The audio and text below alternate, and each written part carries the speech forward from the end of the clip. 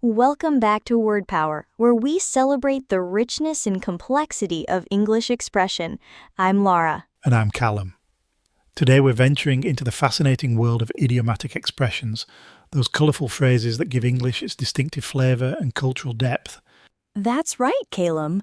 We're exploring how different idioms can express remarkably similar concepts using completely different imagery and metaphors.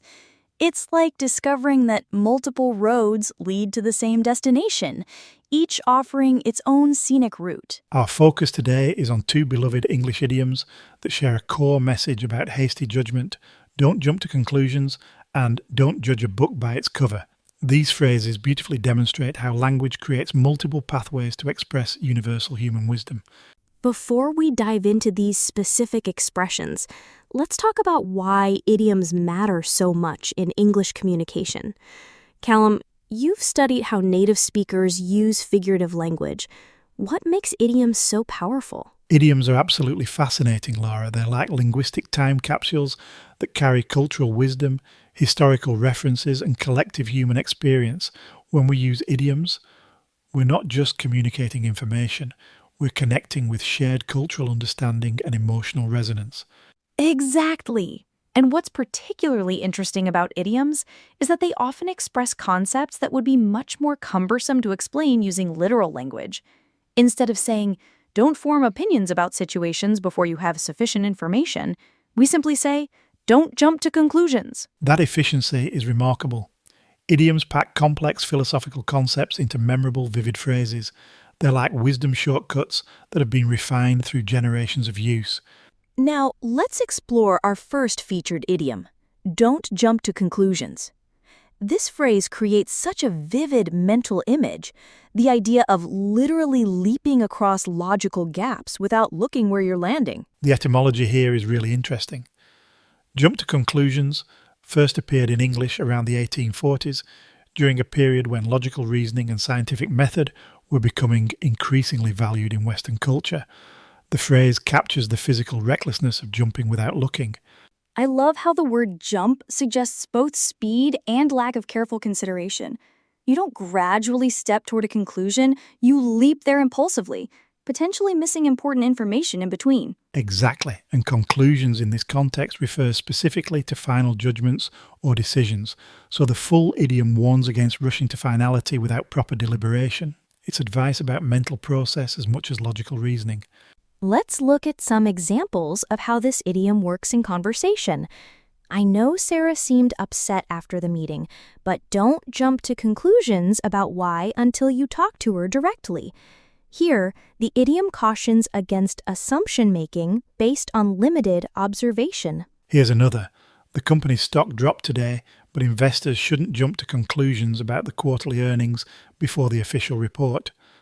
The idiom warns against premature analysis in financial contexts. And in personal relationships, just because he didn't text back immediately doesn't mean he's ignoring you. Don't jump to conclusions. The phrase addresses our tendency to create narrative explanations from insufficient data. Now let's turn to our second idiom, don't judge a book by its cover. This phrase uses the familiar experience of book selection to convey wisdom about human perception and evaluation. The book metaphor is particularly powerful because most of us have had the experience of being surprised by a book's contents after making assumptions based on its appearance.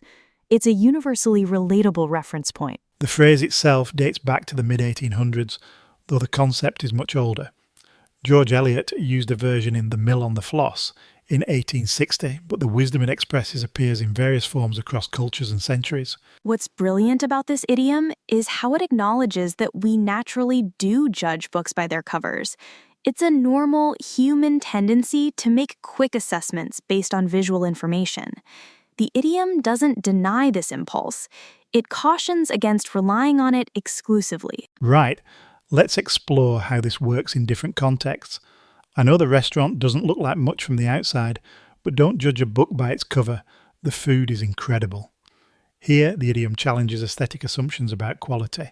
The candidate might seem too young for the position, but don't judge a book by its cover. Her qualifications are impressive. And in social situations, He might seem intimidating because of his size and tattoos, but don't judge a book by its cover.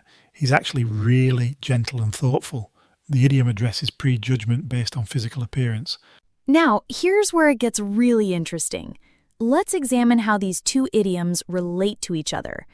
Both "don't jump to conclusions" and "don't judge a book by its cover" essentially warn against premature judgment, but they approach the concept from different angles. That's such a keen observation, Laura. Don't jump to conclusions focuses on the mental process, the speed and recklessness of rushing to judgment. It's about methodology and logical procedure.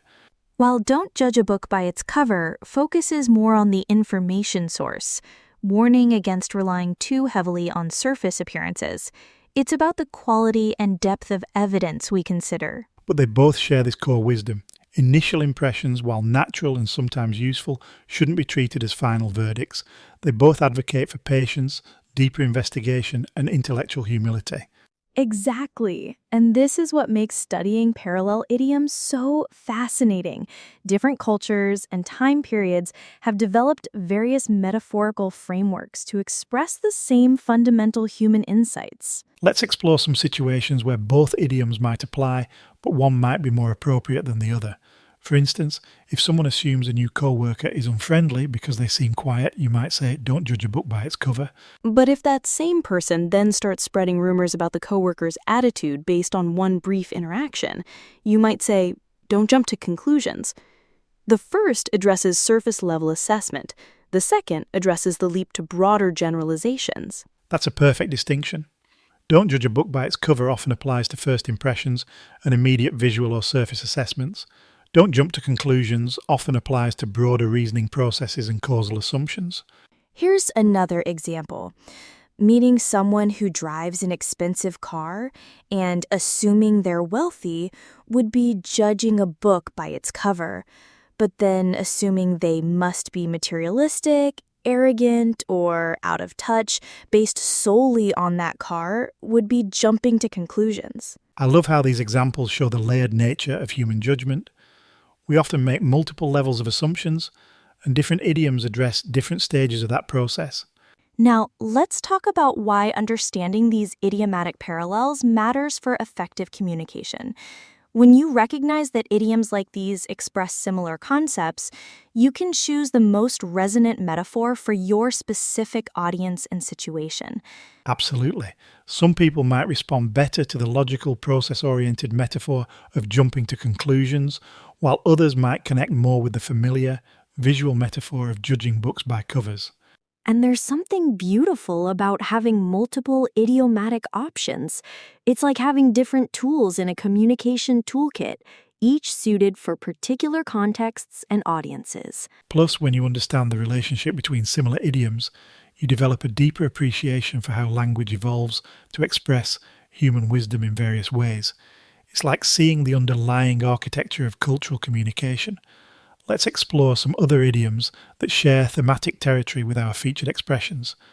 "Look before you leap" is another warning against hasty action, though it's more about physical or practical decisions than intellectual judgments. "Appearances can be deceiving" is almost a direct translation of "don't judge a book by its cover" into more literal language.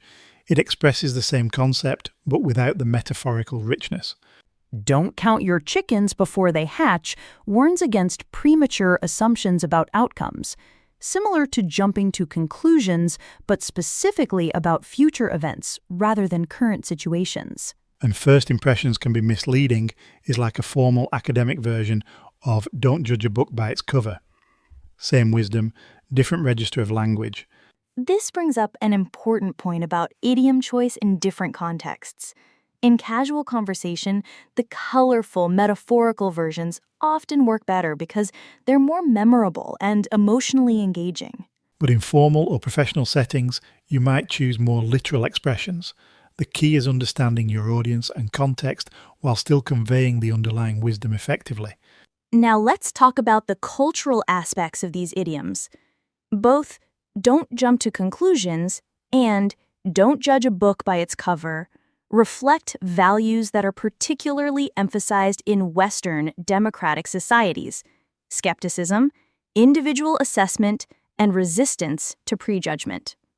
That's fascinating to consider, Lara. These idioms embody Enlightenment values about rational thinking and individual worth. They're not just linguistic expressions, they're cultural teachings about how to think and behave. Exactly. And when we teach these idioms to non-native speakers or use them in international contexts, we're not just teaching language. We're sharing cultural perspectives on judgment, fairness, and human interaction. This is why idioms can be both powerful bridges between cultures and potential sources of misunderstanding. The metaphors that seem obvious to native speakers might be completely foreign to others. That's also what makes them so valuable for deep cultural communication. When someone truly understands and uses idioms like these appropriately, they're demonstrating not just language proficiency, but cultural fluency. Let's talk about some practical applications for our listeners. How can understanding these parallel idioms improve your daily communication? First, recognize when someone is making hasty judgments and choose the most appropriate idiom to address it. If they're making surface-level assumptions, "don't judge a book by its cover" might resonate more. If they're making logical leaps, "don't jump to conclusions" might be more effective. Second, use these idioms as self-reflection tools. When you catch yourself making quick assessments, ask, am I judging this book by its cover, or am I jumping to conclusions here? They become internal guidance systems. And third, appreciate the wisdom embedded in these common phrases. They're not just cliches, they're distilled human experience about the dangers of hasty judgment and the value of deeper investigation. I want to emphasize something important. Using idioms like these effectively isn't about memorizing definitions. It's about understanding the human experiences and wisdom they encapsulate. Absolutely. When you say, "don't jump to conclusions," you're not just using a phrase. You're invoking a whole framework for careful thinking and fair assessment. You're participating in a cultural conversation about good judgment. And when you use "don't judge a book by its cover," you're drawing on shared understanding about the complexity of appearances and the importance of looking deeper. You're advocating for nuanced perception. Let's explore how these idioms work in different professional contexts. In journalism, "don't jump to conclusions" might caution against rushing to publish stories without sufficient verification. In human resources, "don't judge a book by its cover" might remind hiring managers to look beyond first impressions and focus on qualifications and character. In education, both idioms could guide teachers in fairly assessing students who might not fit typical expectations or who might need more time to demonstrate their abilities. And in healthcare, these principles are crucial. Don't jump to diagnostic conclusions without proper testing, and don't judge patients' conditions based solely on initial presentations. What I find particularly powerful is how these idioms can diffuse tense situations. Instead of directly accusing someone of being prejudiced or hasty, you can use these familiar phrases to gently redirect their thinking. That's such an important point. Idioms often carry less accusatory weight than direct statements. Saying "let's not jump to conclusions" feels less confrontational than "you're being illogical." And because these phrases are so familiar and culturally accepted, they're hard to argue with. Most people recognize the wisdom they contain, even if they don't always follow it. Now let's address some variations and related expressions. "Don't jump the gun" is similar to "don't jump to conclusions," but specifically about acting too early rather than judging too quickly. "You can't tell a book by its cover" is just a slight variation of our featured idiom, demonstrating how these expressions evolve and adapt while maintaining their core meaning. "Look beyond the surface" expresses similar wisdom to "don't judge a book by its cover," but uses different imagery, depth rather than book metaphor. And "wait and see" embodies the patient approach that both our featured idioms advocate, though it's more about timing than judgment specifically. This variety shows how rich English is in expressing similar concepts through different metaphorical frameworks. It's like having multiple recipes for the same essential dish. Before we wrap up, let's talk about how to incorporate these idioms more consciously into your communication. First, pay attention to when you encounter situations where hasty judgment is occurring. Second, practice using these phrases in low-stakes situations with family or friends before bringing them into more formal contexts. Get comfortable with their rhythm and natural usage. And third, notice how others use these idioms. Pay attention to context, tone, and effectiveness. Learn from the idiomatic expertise around you. Remember, the goal isn't to use idioms as frequently as possible, it's to use them appropriately and effectively when they can best convey your intended meaning. And appreciate the cultural wisdom they represent.